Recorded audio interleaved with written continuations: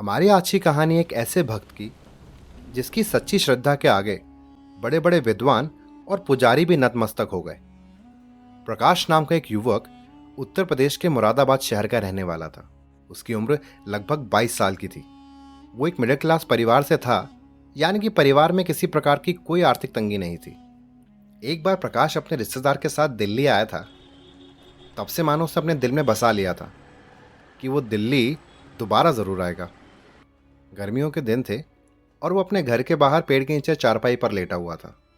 उसने देखा कि उसका एक स्कूल का दोस्त उसकी तरफ आ रहा है। उसको देखते ही वह काफ़ी खुश हुआ, क्योंकि काफ़ी समय के बाद अपने इस दोस्त से वो मिलने वाला था। प्रकाश ने पूछा, भाई इतने दिन हो गए, आजकल कहाँ हो? तो प्रकाश के दोस्त ने जवाब दिया, मैं दिल्ली में काम करता हूँ, मेरी एक फैक्ट्री में नौकरी लग गई है। अब ये बात सुनकर प्रकाश बोला, भाई तुम तो सही कर रहे हो, कुछ मेरे लिए भी ढूंढो। मेरा भी सपना है कि मैं दिल्ली जाकर काम करूं। तो ये बात सुन के प्रकाश के दोस्त ने बोला कि हाल फिलहाल में फैक्ट्री में कुछ वर्कर्स की ज़रूरत है। अगर तुम मेरे साथ चलोगे तो तुम्हारी नौकरी वहां पर आसानी से लग जाएगी।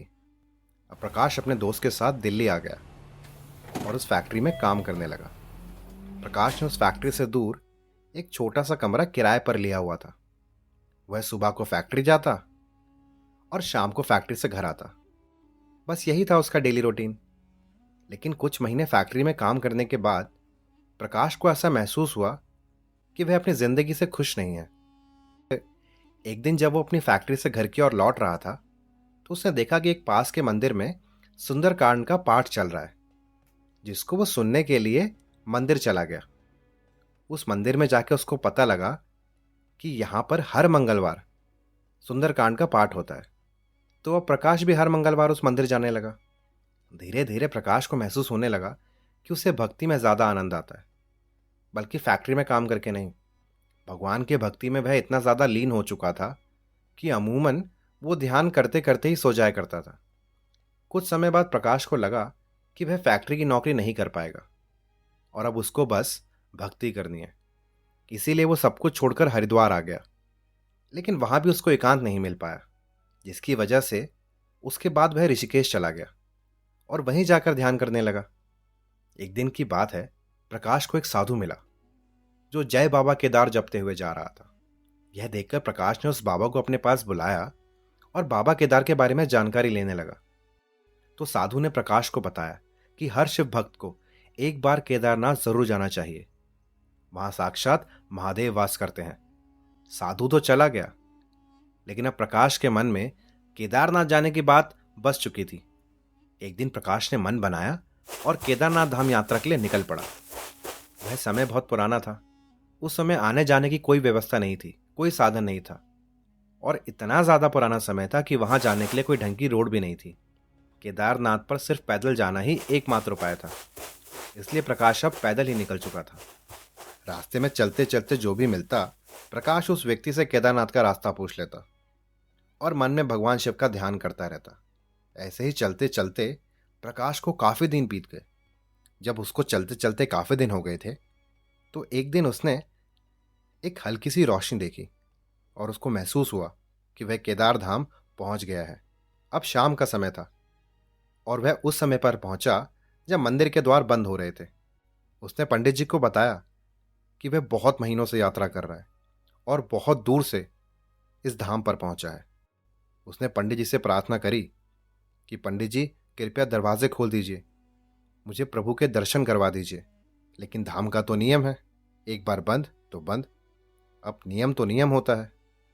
प्रकाश बहुत रोया, बार बार भगवान शिव को याद कर कर बोलता रहा, प्रभु एक बार मुझे अपने दर्शन दे दो, सिर्फ एक बार। वह बहुत प्रार्थना करता रहा, लेकिन किसी ने उसकी एक नहीं सुनी। पंडित जी बोले, अब यहाँ 6 महीने बाद आना, अब यहाँ के दरवाजे 6 महीने बाद खुलेंगे। यहाँ 6 महीने सिर्फ बर्फ और ठंड पड़ेगी और सभी यहाँ से चले जाएंगे, तो तुम भी जाओ। प्रकाश वहीं बैठे बैठे निराश होकर रोता रहा। धीरे धीरे चारों तरफ अंधेरा होने लग गया था, लेकिन उसको विश्वास था कि शिव उस पर कृपा जरूर करेंगे। उसे बहुत ज़्यादा भूख और प्यास भी लग रही थी, लेकिन उसने किसी के आने की आहट सुनी। उसकी नज़र घूमी तो उसने देखा कि एक सन्यासी बाबा उसकी ओर आ रहा है। वह सन्यासी बाबा उसकी तरफ आया और उसके पास आकर बैठ गया। वह बाबा पूछा, बेटा, कहाँ से आए हो? उसने अपना सारा हाल सुनाया और बोला, बाबा, मेरा यहाँ आना व्यर्थ हो गया।